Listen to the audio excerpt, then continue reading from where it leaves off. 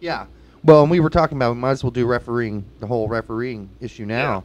Um, and I was saying that, and you know this because you've played as well, and I have as well, and the small guys get the calls a lot of the times against the big guys, and the Dutch, they're a bigger team, they have bigger guys, so if Van Bommel runs into Iniesta and Iniesta collapses and falls down, probably Van Bommel's going to get the call.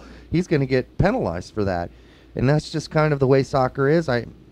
It's hard to say that Howard Webb, did a horrible job on that. It's just one of those really hard things as a referee to make the right call when you got little man versus big man. Yeah, and I hate to make this comparison. I'm definitely not making the comparison to this person, but in general, playing against a small player is just, as far as the calls being called on the team, is just as bad as playing against a team that has a girl or two on it. Because the ref will show favorism. If that girl hits the ground, it is a card. You are getting sent off. Clearly you're just a hack.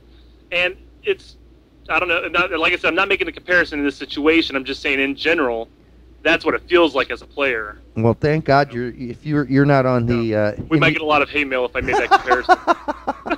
Thank God you're not on the Indiana Board Soccer Association board. I might get you in some trouble saying that. No, but you're right. I mean, and you don't say that because they're girls. I think you're saying that because they tend to be smaller, the girls, and they weigh less, and they're thinner, and they're smaller, and typically, and generally, and so.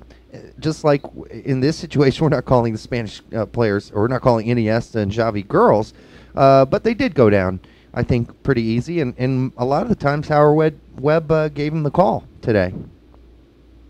Like I said before, there were also instances where they really were hacked. Yes. And they did hit the ground because they got slammed.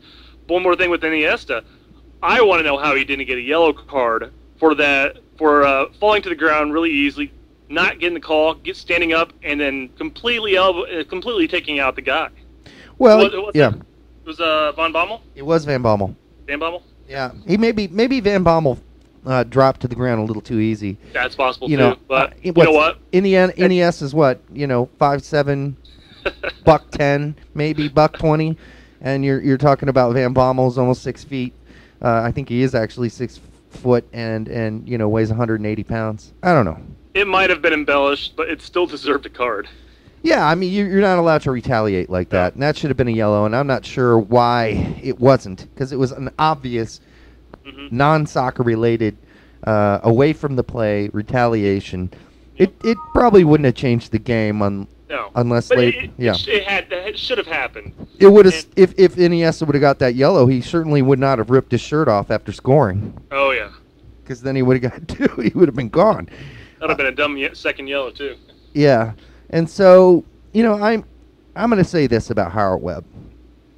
I'm going to say it wasn't the best called game I've ever seen. However, I think he did well enough to do two things. One, he didn't make any decisions that decided the result of that game. He didn't blow that game for one of the other teams. He didn't do something so horrendous, and we've seen it throughout the World Cup.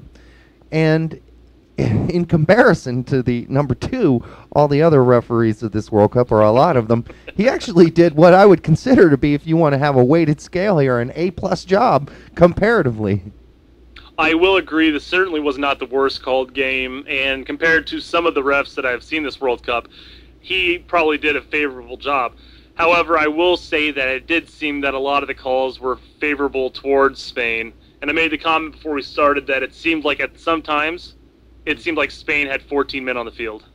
Yeah. I was going to say that. Well, they did, and they actually made that even more apparent once Heitinga was sent off.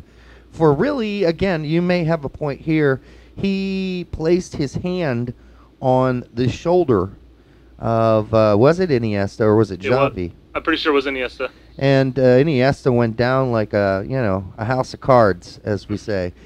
Again, at some point, if you're Howard Webb, and he did let some things go, like Robben's being grabbed down and pulled down by Puyol as he went towards the goal. But he gave Heiting another yellow for that. So maybe you're probably right. There was an imbalance, but Webb's got to call him, as he sees them. I think he's generally a pretty fair guy. I just think he didn't see Robben being yanked, and then I think he made too much, maybe because Iniesta is a little tiny guy, of Heitinga's hand being on his shoulder. And that kind of brings us, were there any standout players for you in this World Cup game? I will say that the Dutch keeper played well overall. Right. Outside of the goal, which I can't really blame on him, it was a nice shot, and he did get a hand on it. It was a powerful shot. Yeah. That's definitely not his fault. You're right. No. Well, before we come to an end on this segment, I'm going to mention a couple people that I thought Jesus Navas came in and he was spectacular. Some great passing, great movement up and down that right wing for the Spanish team.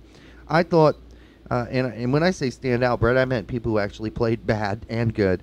So maybe I'll give you another opportunity at this. To me, Dyson was a complete disaster the whole game long. Van Persie was poor.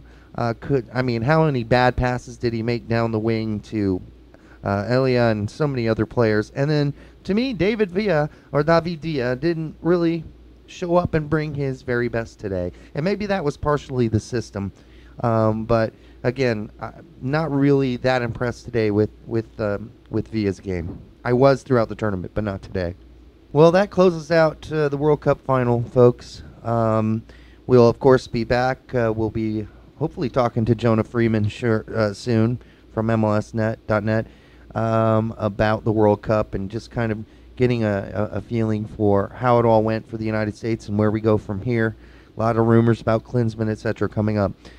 So for the vidcast and the Straight Red Card Productions, we'll see you soon. Take care.